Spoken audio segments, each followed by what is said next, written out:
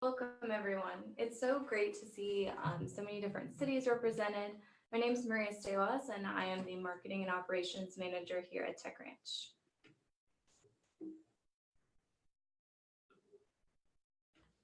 Tech Ranch works with entrepreneurs from over 42 different countries. We were recognized as one of the top 3 social impact incubators by UBI Global, and have helped over 750 solutions be brought to the market. Today, we're kicking off the first webinar in our series that is all about how you can take your startups to new markets. These webinars will be led by different experts, and I've put together a quick preview of some of the dates that are upcoming. So make sure that you're keeping an eye on your emails. There will be more content to come. And now I'm going to hand things over to our main presenter. He's traveled to 12 countries just this year and works with entrepreneurs from all over the world. He started companies in Mexico, Chile, and the United States. So now I'm going to hand it over to our CEO and founder, Koym. Good afternoon, everyone. It's actually, I should say, based on who we saw on the RSVP list, good evening, good afternoon, and good morning. It's my honor to be here with you all today. I'm kind of excited about the kickoff of the webinar series that we're doing, and just want to make sure that we share some information. As Maria just mentioned, my background has taken me all across the world this year, and we've gotten to do quite a lot of support for entrepreneurs doing U.S. market entry, as well as entering markets around the world. And because of the experiences I had, I wanted to share a little bit today on just a really basic framework that might be helpful for thinking about opportunities. We'll also tell you a little bit about what we do, but the most important pieces are some of the pitfalls to avoid about in these 3 basic questions, where, how, why, and then things to avoid. Some of these things might seem fairly straightforward, and some of them are actually surprising about how they can actually create problems. And because it's just my style, I would love to have, as you have questions, feel free to ask. We might actually process most of the questions towards the end, but there's one of the great things about starting up a new webinar series is we do have quite a number of people who've signed up for the series, but I'd like to be very interactive in our work and kind of give you a little bit of insight about how we work from that standpoint. All right, let me start from the very get-go. So in my career, my first dollars earned from my first startup were actually pesos in Mexico. It's kind of odd, but I worked for Steve Jobs straight out of college, and I had been had an opportunity with a very advanced piece of technology to bring that to Mexico. There was a bank that absolutely was desperate for the technology that we had, and so here's a geeky photo of us back when I used to have hair. Most of you all probably hadn't seen this since I didn't have video on, but this is me. This is me now, and so because of that, I actually a lot of times appreciate the history there. But the thing that's most interesting about this is we had a piece of technology that was really, really, really early. Now, because I was a 24-year-old entrepreneur from Austin, Texas at the time, a lot of the customers wouldn't give me the time of day here in Texas and across the United States. But this one bank absolutely was desperate for it because we enabled a function that created all sorts of different possibilities. Now, I went off during my career and started the world's first internet banking application. I started the first e-commerce engine behind Dell Computer Corporation. The first $2 billion of the computers that Dell, were built on a platform that I built. But there are a lot of different things I can tell you about that background, but I've always appreciated the initial opportunity to offer this early stage emerging technology to that first customer, because it made it possible for me to go off and become an entrepreneur. Now, I want to tell you some of the stories as I built businesses both in Mexico and in Chile, and of course in the United States, but now across the world. I'm going to tell you a little bit about some of the scar tissue that I have to donate to you. Some of the scar tissue that instead of you getting that scar tissue, you might as well learn it from me and from our team. And that's really what this first webinar is about. What I'll do is let me go ahead and hop right in. The thing that we have, in my case, there was the unique opportunity for this unique technology that we had, and this created an opportunity that is fairly unique at the emerging technology side of the market. But there's lots of different areas. This is the technology adoption lifecycle. For those of y'all that have read the book Crossing the Chasm, you'll recognize this. The thing that I want to speak to is, now in my case, my experience is in the early adopter area, and that's where I've always been with most of my career. Now, when I started the incubator Tech Ranch, that is the company that helps entrepreneurs, we've been working with entrepreneurs all across this, but I find that the tactics of early adopters are really powerful for entering into new markets. That is, whenever you cross a country or a market boundary, you have to kind of think like an early adopter. And we call this the chasm. Let me step through this really quick so it makes sense. The first part is when a new idea comes to mind in the market, usually the innovators are building it for themselves. They're going to build it in-house. There's not a lot of companies that do this, but they actually start it in-house and start from there. Early adopters are the people that, like as an example, in the case of the iPhone, you might remember that the iPhone was buggy. It had all sorts of problems with it. But the thing that was interesting about that was there were people that, despite all the problems, would still leverage stood in line for the iPhone. They had to have one.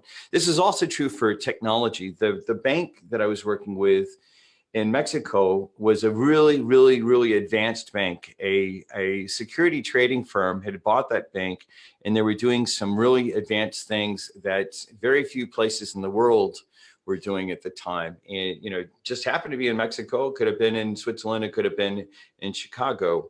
I ended up having customers all around the world later in my career, but the thing was, this early adopter was there. Early adopters are the type of customers that will work with you even if your technology might not be all the way fleshed out. This is also true if your company is in one country and the early adopter might take a risk on you as well, because even though you've not done business in the country yet, there's a place where there are certain types of customers that will take that early risk. Now, the biggest problem is you have to differentiate on this curve, is you have to differentiate between early adopters and early majority customers. Early adopters will take a risk, and even when things don't totally work out, they'll still work with you. Whereas early majority customers, they'll start early with you, but they really, really, really want to see your product work 100% of the time, or your service work 100% of the time, or the support system that you have work 100% of the time. So as we look around at the possible customers who might engage with, it's important to be asking the question, what's the early adopter looking for, and how do we differentiate between that kind of customer and the early majority customer? Like I said, in my career as an entrepreneur, even before I started Tech Ranch, most of the money that I made was actually in the early adopter market, where the technology was truly an emerging technology. Now, this could be true even if you're selling a commodity type of product, that there are people that will work with you because you have some unique approach to the commodity, even though it's a commodity.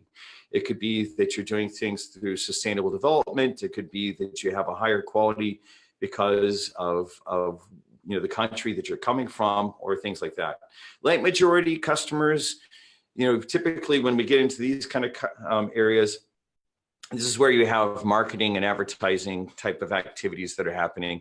Differentiation happens either on price and or on service. The farther down the path to the right, really things end up being all about price and stuff like that, which can be a very difficult thing to do if you're coming into the country to fight against a very mature market. And so because of that, I tend to try to get people to think much earlier in the process about how can you actually maybe put something together so that you end up taking advantage of the dynamics of this curve on the very beginning. That is, where perhaps you actually have a certain set of features that are different than what's in the existing marketplace, so that your product is unique. That is, we say an emerging technology has a special target. It could be that even if you have commodity products, that you have one commodity plus another commodity that you're packaging in a certain way. And then because of that, you create an opportunity that wouldn't otherwise exist. All right, so let's hop right in. I noticed we're already getting some questions started, so we'll go ahead and make sure we pay attention to that. But I'm going to hop into some of the actual key pieces of questions that might go through. First question is, where do you go? Where do you go in the world? Certainly I get consulted a lot of time about the US market.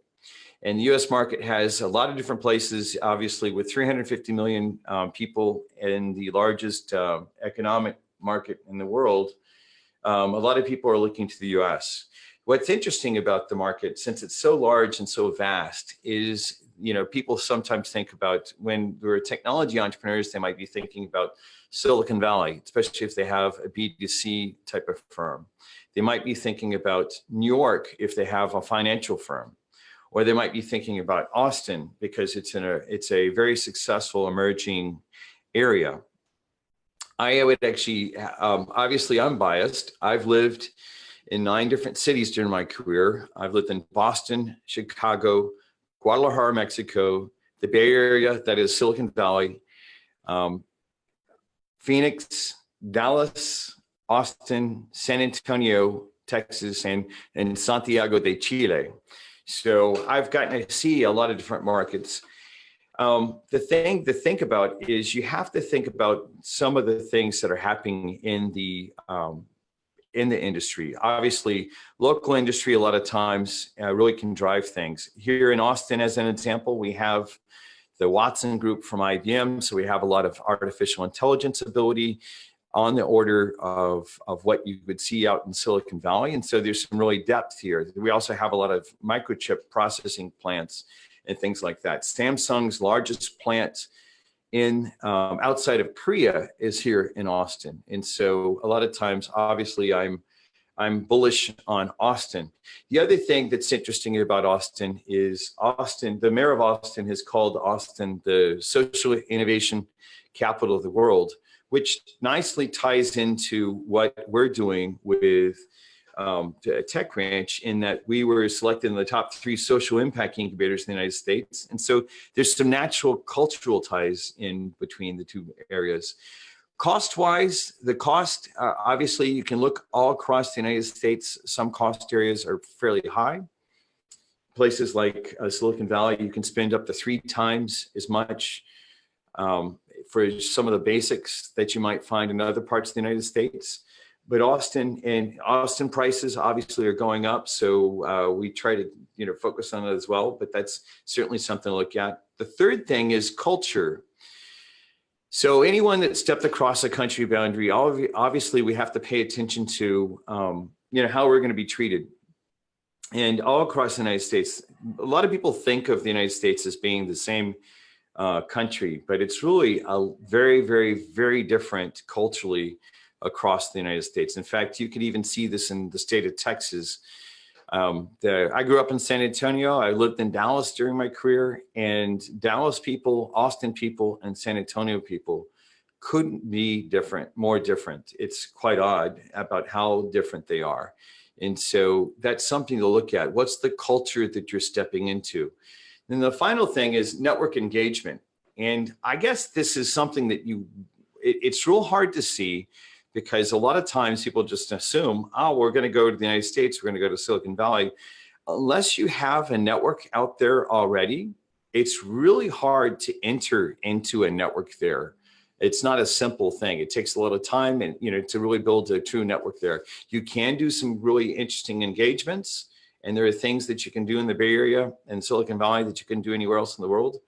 But the real issue here is to be thinking about how easy is it to enter the networks that you're going to need to be in to be successful. One of the things I'm really proud of, and not to have this be just about Austin, Texas, but one of the things I'm really proud of about Austin is that Austin is very easy to enter into network engagement. That is one of the reasons that I believe that Forbes picked Austin as the most entrepreneurial city in the world last year when they actually announced that. And I think part of it is that we're more supportive to entrepreneurs on getting businesses off the ground. Now, there's a whole different thing I can tell you at a different time about why I think that is. And because a lot of times different ecosystems around the world will ask us to come tell the Austin story. The secret is it comes out of our hippie musician past, but I'll tell you more about that at a different webinar to kind of say, how do you actually set up this environment? Because it might be things that you even talk about, think about in your next, and that you might do in your home market. The other thing to think about is the Economist did have a big statement about Peak Valley. What this is Silicon Valley, the area in the Bay Area is, and this has just been recent, just a few weeks ago, actually a couple months ago in September, that the article came out just saying, we're recognizing that there are emerging technology startups around the world. And this is true as we see different parts of the world respond quite differently about how they work with startups. This year, as Maria had mentioned, I've been in 12 different countries and I've seen all sorts of startup activity happening. My whole point about under the guise of where is make sure that you're not using information about the market you're looking at from 5 years ago to make the choice, because there has been a lot of shift on this type of stuff. The other thing that you're going to see, and we'll talk about in our next webinar on January 15th, is that how you can actually leverage markets outside of the US. I mean, even though I would assume that many of you are thinking about engaging in the US market because you're talking to a guy who's sitting in Austin, Texas, part of what we're starting to see is early adopter markets that are happening in other parts of the world. Next month on January 15th, we're going to talk about how one of our Norwegian startups is engaging with a large corporation in Spain, and then through that entering in other places. We have several examples of this. One in Ethiopia that got leverage from our network in Australia. I'll tell you like a couple minutes worth about this during this webinar. But the key thing to know that a lot of times in entering, say, the US market, you might actually find the pathway in the fastest through another country. And I'll certainly, our topic next time will be specifically about that, about how to leverage global markets to do that, and how to leverage global networks to do that. So the next question is how? Some really basic things. This notion of exploring initial conversations, part of why we're building a global network is to explore, how do you explore conversations across countries? Especially since we have so many different backgrounds and things like that. Part of it is to engage in those conversations and make sure you're checking your assumptions at the very, very get-go. I learned the very hard way about making assumptions. I grew up in Texas. I grew up in San Antonio. So I knew something about Mexican culture because it's close. And San Antonio is more Mexican in some ways than it is American. At least that's what we would say. The main thing about it is like making sure that you're checking your assumptions about how things happen. When I was working with some German startups, the German style is to talk a lot about themselves at the very beginning. Let me establish my authority, my PhD in the following thing, what I've done, ... And that probably works really well in Germany, but if you're talking to US investors, that style does not work very well at all. In fact, US investors and typically US corporations, they want you to get to the meat as soon as possible about, hey, don't tell me who you are, tell me what is it you have. And that's true, the differences are true all across the market. I can give you some more specific examples about that, but part of what we can do is, as you have questions on that, please just use the Q&A section and we'll talk more about that. The other thing, and I was really impressed, I'm going to give a shout out to one of the startups that I worked with in Vilnius, Lithuania. I was in Lithuania twice this year. I was surprised that this one company called Deeper, which that's a sonar for doing fishing with, if you're trying to figure out where the fish are inside a lake or something like that. It's a really high-end piece of technology that's available to farmers, and you can see the image on the iPhone there is a sonar issue, so you can actually see where are the fish at. Okay, really advanced technology, kind of an interesting thing. I never would have seen that type of opportunity yet. But what was interesting is these entrepreneurs knew Austin, Texas better than me in this space. They could tell me all the different places that they had considered selling. They had done a really rigorous amount of research and had never physically been here. I was really surprised by how much they knew about the nuance between Austin, Texas, and even San Marcos. San Marcos is only 45 minutes away from where I'm sitting right now. And they were able to find, I was like, how'd you find it? And they showed me how they actually found a lot of these type of details about their market. I'm of many minds when it comes to how much market research you do before you start building relationships, but certainly research the market, figure out either through yourself or through a partner that can help you go through the process. As an example, in one of our cases, one of our Mexican companies engaged one of the consultants that's in our network to do an examination of the market to figure out, would this new product that they wanted to introduce to the U.S. market come in? Okay, and that's one of the things that could certainly happen. It's a great way to explore. The next thing to do is avoid startup tourism. Let me say the way that I say this to a lot of different groups. So we've had a number of entrepreneurs that come every year, whether it's for Entrepreneurship Week in October or South by Southwest during March. And they end up spending a lot of money on what I call hangovers versus business. I'm just, the nicer way of saying that is avoiding startup tourism. But then the really rough thing is for someone to spend several $1,000s to come to Austin or some other part of the world and end up having a really great time, but not really coming away with any kind of business. We'll talk a little bit about how we help entrepreneurs in a later slide about really prep so you make sure you have the right type of meetings.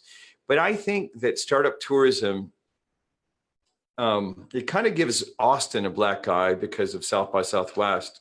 And I would counsel you about watching out for this. This is, the startup group. I know that we have some people that are representing ecosystems. That is, that they're at a city or a state outside of the U.S.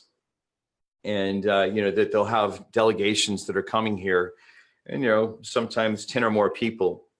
The main thing that you need to do is don't just send the entrepreneurs and assuming that they're going to be successful. Make sure that you actually cultivate some specific ways of creating that type of success. In our case, part of what we want to do is we really attempt to help prep the entrepreneurs to speak especially if they're coming to the US, to speak around US style, so that we actually say it this way. If you want to sell to dogs, you have to speak in the language of the dog, which is meat. In the case of entrepreneurs selling emerging technology or coming to Austin, Texas, or the US in general, you have to prep that.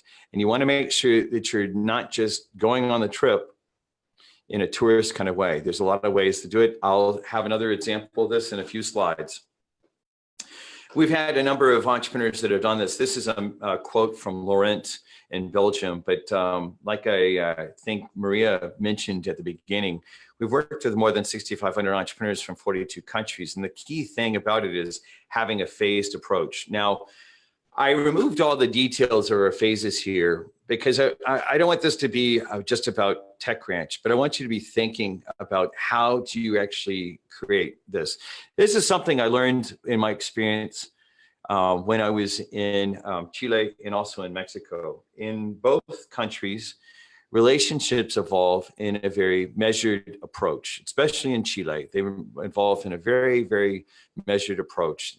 People typically in the United States might get into business much quicker with each other than might happen in these other things.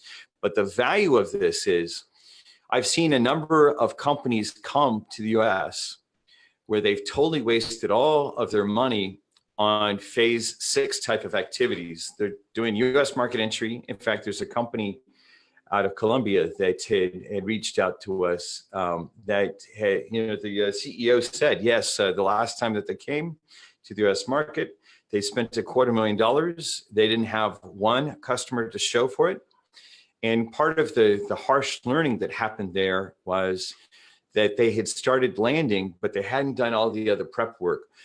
Now, we at TechRanch and our network are trying to make it easier on you. And part of the idea about these phase 2 style, this webinar right now is a phase 2 type of webinar. Somehow in phase 1, you discovered us and we discovered you. That's why we're on this call together.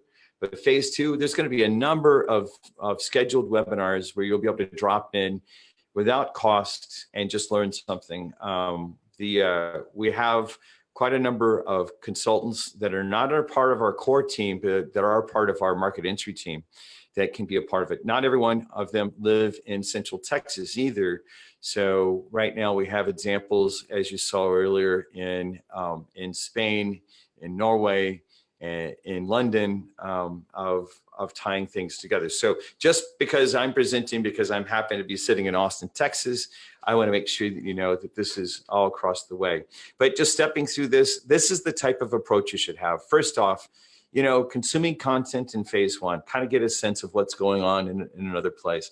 Phase 2, engage in these type of activities. It's very light touch kind of activities where there's not a cost. Phase 3, what we're doing and what you might consider in your country is make sure that, before you actually come to the US, a lot of times teams like ours will do outbound type of work in, of a day or two, or even a half day type of workshop in country. As an example, during the last 12 months, with the 12 countries I've been in, this is essentially what took me to all those different locations. Engaging in countries, so that it's a lot cheaper, especially for those of y'all that are representing ecosystems out there. It's a lot cheaper to have one Austinite go to the other place to help prep the entrepreneurs than it is to come the other way around. Phase 4, we're looking at how we can do virtual workshops, and we've been doing a bunch. We actually had one earlier today that's called the Pioneer Program. The great thing about these type of programs, and there's a lot of different ones. As an example, one of the ones that I signed up for is from the guys at lessdoing.com. I'm a big fan of their work. It's well worth it. They're inexpensive, on the order of about $100 a month, where you're virtually working with the other parties in market, and you're actually able to get a chance to experience the market before you're physically there. Phase 5 activities are more exploration trips. As an example, last year, or actually earlier this year, we had 10 startups from Canada that came to Austin for South by Southwest. We had 14 entrepreneurs from Australia that came to South by Southwest.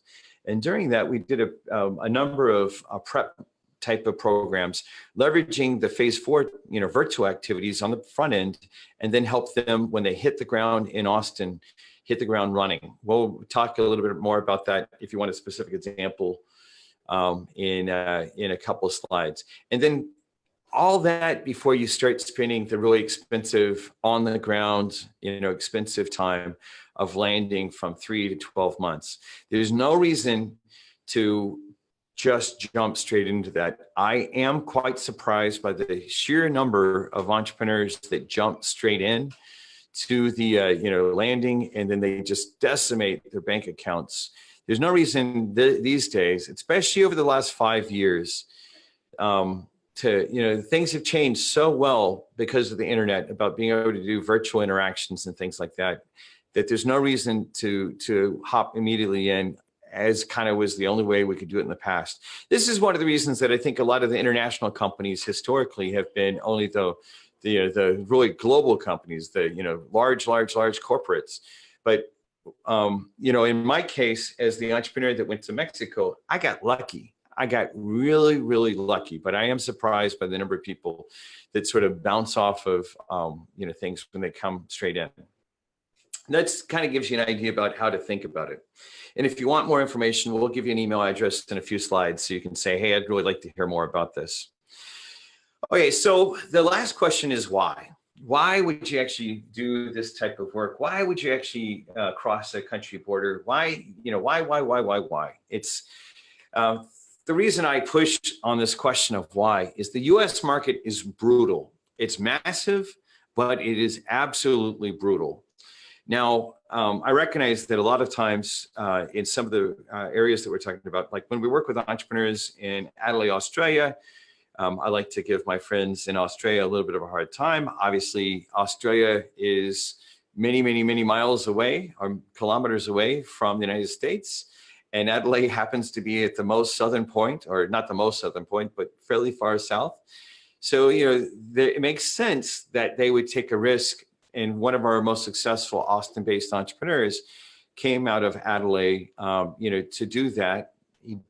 But it's important to think about how the isolation of the market might make sense to do this. We've done this with Chilean entrepreneurs. We've done it with actually a number of different countries around the world, like I said. But the key thing is finding the key opportunity to get started. And I think that this is part of the biggest thing about figuring out how can you find the safest, easiest path into seeking that opportunity. Now, part of what we'll be doing with this webinar series is looking at how we can show you different places. And it's not, our webinar series, by the way, is not going to just be about Austin, Texas, or the US market. We will have entrepreneurs and ecosystem partners from around the world talking about their areas. So be aware of that. As an example, the technology you've developed, the product you developed, you might be thinking about stateside to the US, but be thinking about the other places that you can look at. And we'll help you do that as part of this process. So a few things to avoid. It obviously makes sense. Save cash. Cash is anytime you go across a border, cash burns much faster because there's all of the unexpected things. The unexpected, like you never imagined.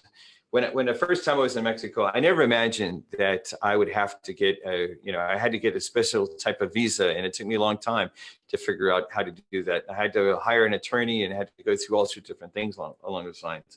Never would have imagined that. It's just because the thing that was needed by me wasn't something that I needed here, and so I just never imagined that I'd have that. There's all sorts of other ways that you can save cash. That's why this is really important to be thinking about from the very get-go.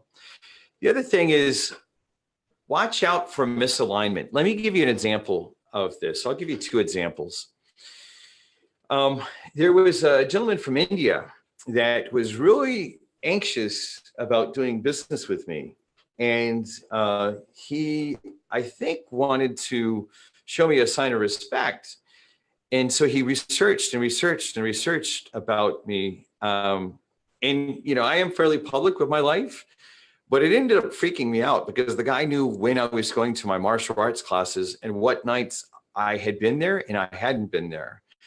The misalignment that was here is something that was culturally showing a lot of respect ended up creating kind of a weird feeling for me about how is it that this guy from 5,000, 10,000 miles away was able to figure this out. I think he's at least 10,000 miles away and is able to figure things out about me that I think that I have friends that don't even know. And so there was a misalignment here, and it can really create things and create kind of a problem. A different kind of misalignment. There was a Colombian company that had reached out to us, and I actually am really favorable about Colombia. I visited Colombia about a year and a half ago and look forward to getting to do more business there, especially because of a couple of my really great friends are Colombian. So, really was interested in that. The misalignment was that sometimes when you look at how you've been doing business, in his specific case, they had a large influencer network that would be how they actually got business. They were selling software development services. In the United States, if you look at my LinkedIn, you look at the messages I probably get 2 to 3 messages every 2 to 3 days. So we'll say maybe, I don't think it'd be hyperbole to say up to 7 messages a week on LinkedIn asking me if I'd be interested in some company's software consulting services. It's and that misalignment is specifically of not having a very targeted message. In the United States, you have to have a very, very, very targeted message. You can't just say, hey, we do PHP, we do Java, we do Ruby, we do all these different things. Because if you're a generalist at everything, it means you're an expert at nothing. A lot of times those messages come through and they just sort of bounce off of me or any other part of the market. And that's a different kind of misalignment. And it's important to actually make sure that you're speaking into what would make sense. In the US market, since it's so massive, and a guy like me, as an example, would get up to 7 messages through LinkedIn per week about software development services. Okay, well, let's figure out something that's specific. And I like interacting. I come from a software development background. I like interacting with that, but how can we actually have it be more salient? The third thing, and I'd say the thing it's hard to avoid, but if you are going to go to another country, culture shock is going to be part of what you're going to have to handle. Now, when I went to Mexico, I had never started a business before. I had never worked for myself before. I'd done business in Mexico before for the previous company that I worked for. But, I was getting started, all sorts of stuff. So let me tell you, I'd been to Mexico a lot, but I discovered all sorts of culture shock. I have actually friends from all around the world here in Austin, Texas, that have told me the same thing. They're like, hey, are gringos really like this? There's like some attitudes that really are surprising because it's not until you've traveled a lot that you get to see a different way of thinking about the world. And it needs to be something that you're prepped for. There's a lot of different ways of dealing with this. The main thing that I'm trying to say at this very beginning webinar, and we can certainly get into this more, especially with your request that come from this set of interactions. The main thing is being prepared for it. And if you've not done business out of your part of the world, make sure that you actually at least inquire for other people who have gone ahead. Who are the other pioneers that have gone ahead and been into that other market? There's differences all around the world. It's not just about US. It's not just about Mexico. It's just those are the things that I can personally speak about. And, a lot of times we can be blind. We might think that Mexican culture and Chilean culture, as an example, 2 places I lived, would be similar. And there's some similarities, just like Texans and Mexicans have some similarities. But know that by no means are they the same. And that can create all sorts of concerns there. So, in just kind of getting to the time that we'll take some questions and stuff like that, feel free to start hitting us up with questions. I'd like to make sure that this is valuable for you. We are in the process of building a global ecosystem and a global community. The whole idea about this is let's create opportunities that wouldn't otherwise exist. In the next webinar, we're going to tell you about an opportunity that emerged in Africa that's got guys in Australia that are building it, and that came out of this network. I gave you the example earlier about examples that between Norway to Spain that came out of this network. And then obviously a whole lot of people, 42 different countries represented that have come inbound to the United States, especially through Austin.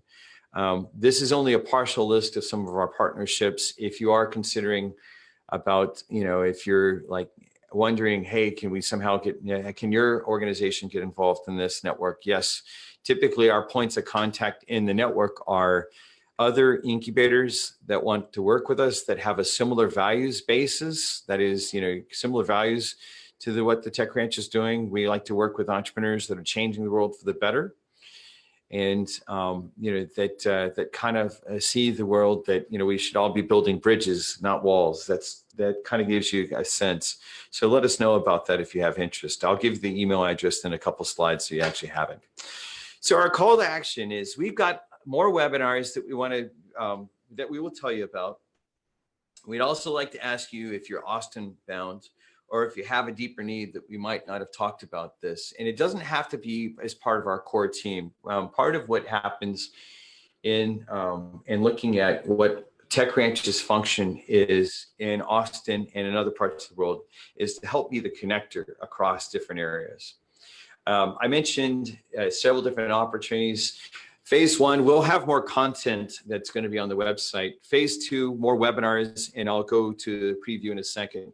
Phase 3, if you're looking at opportunities to do an inbound type of work in your country or your region, or if you'd like to work with us in one of these areas, let us know. Phase 4, I've got a specific offer that will be in the next couple slides. Phase 5 and Phase 6 as well. Just to reiterate on the series preview,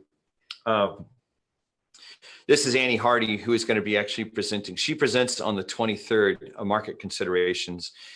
She is the type of person that you want to have around when you're looking at market risk. How do you mitigate the risk associated with the market? How do you make sure that you do some of the front end type of research and capture the differences and perhaps nuances of the customers that are in your world, wherever you might be coming from and into this new market? That'll happen on January 23rd. We haven't announced the time yet. We're trying to figure out, based on today and based on the 15th, about what timing is best for these webinars. On January 15th, though, we're going to have one of our network partners out of Barcelona, Spain, and a City of Austin employee who are going to be talking about taking advantage of international networks. And we'll actually give you some examples about how these earlier stage companies are able to do business internationally based on just leveraging a network that's been put up. So it'll give you some sense about how you can plug into that as other things. There will be roughly every 2 weeks, we're going to have another one of these type of events. We will do this all the way through the time frame of South by Southwest, which is around March 9th. And we will have a program at South by Southwest in Austin that'll culminate some of these different things. But across this whole year of 2019, expect that, on a tempo of around every couple weeks, we'll have items like this to give you a sense. If you want to hop in immediately and you want to grow your startup faster, and I say startup, we actually have companies that have significant amounts of revenue that are in this program as well. But if you want to grow your company or startup faster, we do have a virtual program called Pioneers. This costs $100 a month. There are special arrangements that are made for special regions. Some of the regions that some of you might have be coming from have actually made special arrangements for supplementing part of that fee. But it's weekly virtual meetings, exclusive workshops, and community support. And you can just go to the website, ventureforth.co. And that website it's kind of like a self-serve for plugging in. You can actually hop right into that directly. If you are Austin bound, whether you're attending at a conference in Austin, we just did this with some entrepreneurs or some companies that were attending SpaceCom in Houston, and you want to get prepped for it so that you maximize your opportunity for doing that. I mentioned this about the Canadian group, that we had a bunch of emerging technology companies that were coming, and the Canadian group was actually able to maximize their impact. So Certainly, we'll do this around South by Southwest. We do it across the year. I know that there's some of you that are actually considering this for South by Southwest during March, but you do not have to come during just that conference. We do them year round. We will have a special set of programs for the South by Southwest bound people, just because of there's so many people that come into town. And then another program specifically for our entrepreneurs that hear about this from Mexico. The Mexican government has funded a program where we'll be working with impact innovation startups. We expect to duplicate this across 10 different regions of the world. Mexico is the first that's stepping in. Looks like we'll have this, and we say regions for the world versus countries, in that in some cases we have another US state that looks like it's leaning in to do this. That is Oklahoma. We also have in countries that are smaller, I mentioned Lithuania earlier. We're looking at it from the standpoint of the Baltics, but there's a bunch of different things that are happening here. If you are in Mexico though, and you want to have more information about the Impact Innovations Program, make sure that you send an email and we'll get you on the list for that, because as you heard from me earlier, Mexico gave me my first start in my my entrepreneurial history. Even though I was based in Austin, I heard first from a Mexican customer. So Mexico has always had a special place in my heart. And that's why I'm excited that we're in conjunction with Tec de Monterrey, the University of, in Monterrey, Mexico, as well as the Mexican government. Will have a very special program for that. Send email to us at start@techranch.com with any of the questions that might need follow-up on this. Like if you have a question about one of the specific programs or things like that, send us email here and we'll go from there. I noticed that there's a couple different questions. I'm going to flip over and open up the chat as well as the Q&A, and let's just go ahead and do this. Let's see. First off, one of our long-term technology entrepreneurs says, wow, Elvis ahead of hair. It's funny. Yeah, you guys that saw the photo of me earlier. Yes, yeah, I'm definitely had more hair at the time I was in Mexico than I do now, but such is life. So thank you, RD, for giving me a hard time. Anonymous attendee, we're a fintech specialized in digital payments industry. We developed our own technology and process transactions and program managers in Mexico. We are ready to launch in the US, catering to Hispanic Latino community. Question, marketing and advertising is better at what stage in the curve that showed in your first slide?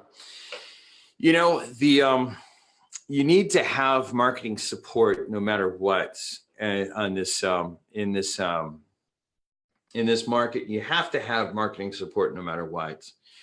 Now, the earlier stage places for the technology, the key thing, and I hope that you'll learn this the easy way versus the hard way.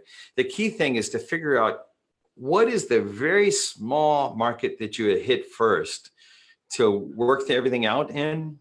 What's that first little bit of the market that because you hit there first, you're able to figure things out. The way I say it this way, so that you hear about companies or that, like, based on my own scar tissue about always being an emerging technology guy. I'm always been at the very beginning. Even though you might be farther down the path as a technology, the thing to look at is who are the people that absolutely are going to love you versus like you. You know, the love versus like thing. You know, and working things out about stepping across the country boundary, having that figured out, like what part of the Hispanic market. It might not be, you know, the overall Hispanic. I mean, you know, I'm sitting in the 5th largest Spanish-speaking country in the world, namely the United States, right? So there's a massive number of people here that are Hispanic and Latino that speak Spanish. But the key thing is figuring out what segment, and then based on that segment, then having appropriate marketing around that. Unless you just have a lot of money and then you can just carpet bomb, you know, the US with marketing. That's not very likely though. And so I would say figuring out what that earlier market is, and then going from that, and going from there around that.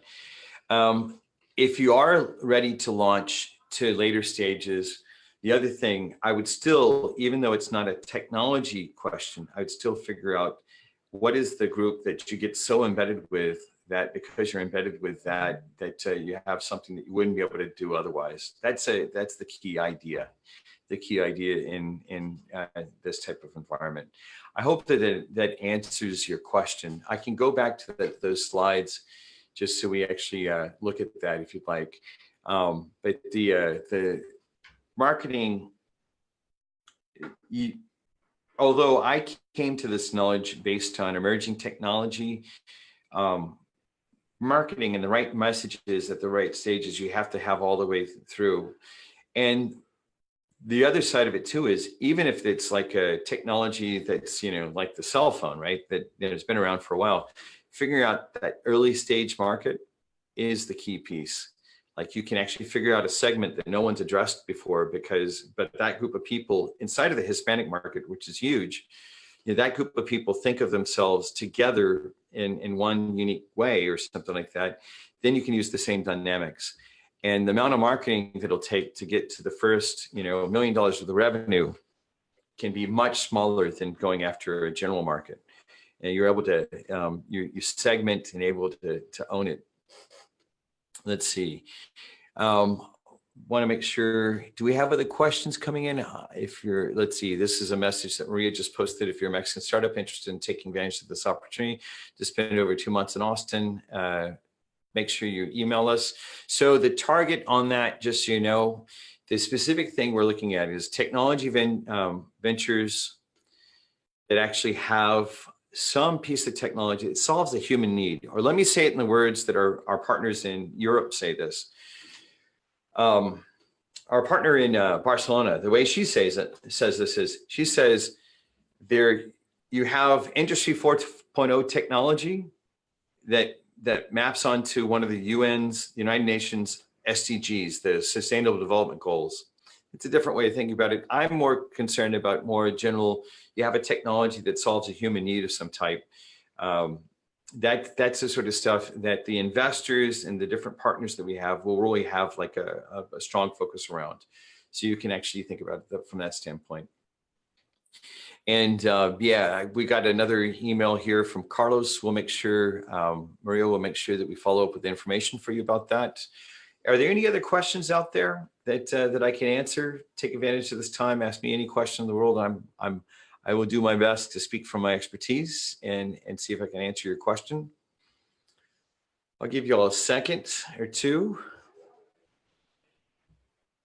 While I'm waiting on that, if there are other things that you would like to make sure that we use, since I'm one of Austin's most connected people, I don't try to brag about that. I try to say part of the why I'd like to see us build this relationship with you and your country of origin is, I'm convinced that by working together, by building bridges together, we can change the world for the better.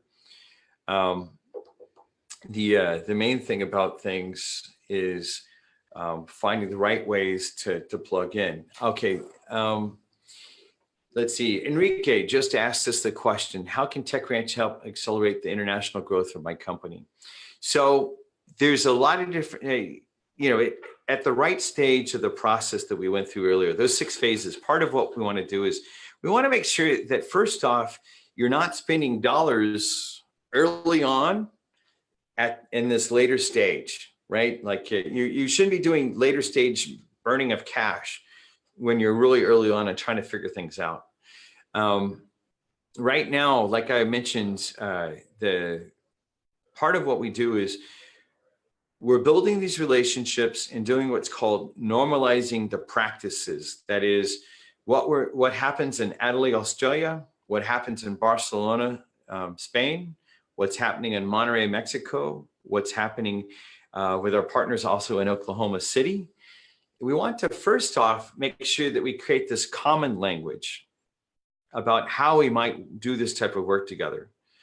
And so part of what we're doing, and this again is something that we learned from, that I learned from being in Mexico and seeing a whole different way of doing things. It wasn't a better way of doing things or a worse way of doing things, but let's make sure that we're doing things in a similar type of way between the different places. So it'll save you money. As an example, there's a company called Retimer out of Adelaide, Australia. They make a device to help you deal with jet lag, and you put it on and you can overcome jet lag much faster. The technology comes out of Flinders University, top 2% research university in the world. Beautiful technology. But again, like I like to give a hard time to my friends in Adelaide, it's at the end of the earth. What we did there was help that entrepreneur get prepped before he left. I mean, he got his business to a certain amount of revenue. It's really in a scale up stage. Then helped him get integrated in here in Austin as quickly as possible. That same activity, because we're working with partners in other parts of the world, is what happens. Like if you wanted to go to the US market, or actually another example, given our Chilean connections, you have a technology that developed in Sweden for around the mining industry that you want to find an opportunity in some other part of the world. Very possible. Now, specific example, real example, there's a technology for safety that was developed in Chile that now the last time I talked to the guys not too long ago, they had 25 different customers in the mining world there. Safety is a big issue in mining because mining is a very dangerous activity. They're not doing the actual mining, but they're doing safety. So an important thing around that. With that industry or that startup, we were able to introduce several other places in the world because it has a place in lots of different markets around the world. So that's another example.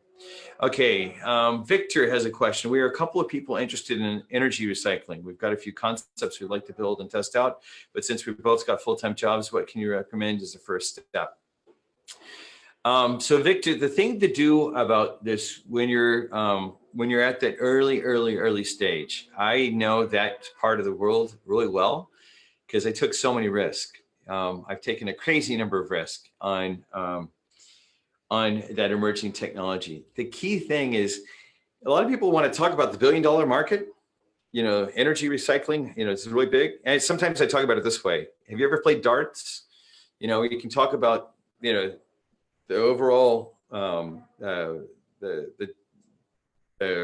target. Part of is how close can you whittle it down to a bullseye? If you're really at the early stage where you both have full-time jobs and you want to recommend a first step, the most important thing you can do is, and this is true also about going to other country markets, but same kind of tactics, is how tight of an example could you focus on in energy recycling? Like, is it energy recycling that's being recycled around say, I'm trying to think of a specific place, but energy that's being recycled out of heat waste off of a different part of the industry, something like that. I mean, I can imagine that might be an example that you're thinking about. Well, instead of it being about, industrial heat waste that you're recycling, how can you actually focus in on whatever your expertise is, build up the first prototype there, figure out how quickly can you get to the $1 million market, right? As soon as you and your business partner are addressing the first $250,000, like it happened in my case. In my case, I had a really advanced, in the Mexico example, just to say more, because maybe it'll give you a sense of how to think like this. I had a really advanced piece of database technology. Now, the way I was addressing databases now, 24, 25 years ago, is really different than, not different, but it's commonplace now. But it was very, very, very, very, very unique. And I knew that there are lots of people who could use it, but this opportunity between where one company and another company have to attach their systems, that was so value add that the people who needed this intersection between the two systems, that there were people who would spend a lot of money on that because they're in so much pain. If we don't get the systems tied together, we end up having a problem. That was how I looked at the first step there. I saw where is the most extreme amount of pain, not something where we're going to incrementally help them, but extreme pain, pain, pain. And then from there, let's actually start having the conversations. And the thing to do while you have a full-time job, or, back to the example about being across country, the thing to do is to be thinking about how you can test it out just a little bit at a time. Now, eventually, what you're going to have to do is say, hey, you have to take the risk at some point. You can possibly sign a contract even before you leave the safety of the full-time job to say, to the customer, okay, if I can solve the following problem, is it really worth that much to you that you would guarantee the following type of payment? That's what I ended up doing. And that's how that all started. Maria, do we have hopefully it answers your question, Victor. And certainly if it does not, keep with us on these webinars, and you'll be able to leverage these for, kind of learning through the whole process. We'll have a lot of different experts, not just myself. I personally have a lot of scar tissue to donate to entrepreneurs around the world because, I've done so many things the hard way versus the easy way that we'll do our best to do that. I know we're coming to the close of our time together, and I like trying to keep things on board. If you want to see we will follow up with you with a link to this webinar, so you have this as available to you and others. If you have any questions that go straight into this about any of the programs that I mentioned, send an email to start@techranch.com. If you have further general questions, what we'll do is we'll try to naturally collect those questions and then answer them in the next webinar. So like if it's like a content kind of question about, hey, how do I do the following thing? Part of what we'll do is we'll try to make sure we answer those, in one fell swoop together. But if you have questions about our programs and things like that, let us know. If you happen to already be in the United States and you want some support in the process, or you want to talk to one of our team members about how you can leverage things, what we do is we'll follow up with you with a little business profile to gain a little bit more information about who you are and what you're up to. And it's just so we can collect information quickly, save your time, save our time, and get straight into creating actions that will help you build your business and guide you along the way. With that, it's my honor to be here with y'all. Check us again in January 15th. We'll have the next follow-up, and we'll do it in the morning, Texas time. So it's in the afternoon, Europe time, to give Europeans a little bit more access into this.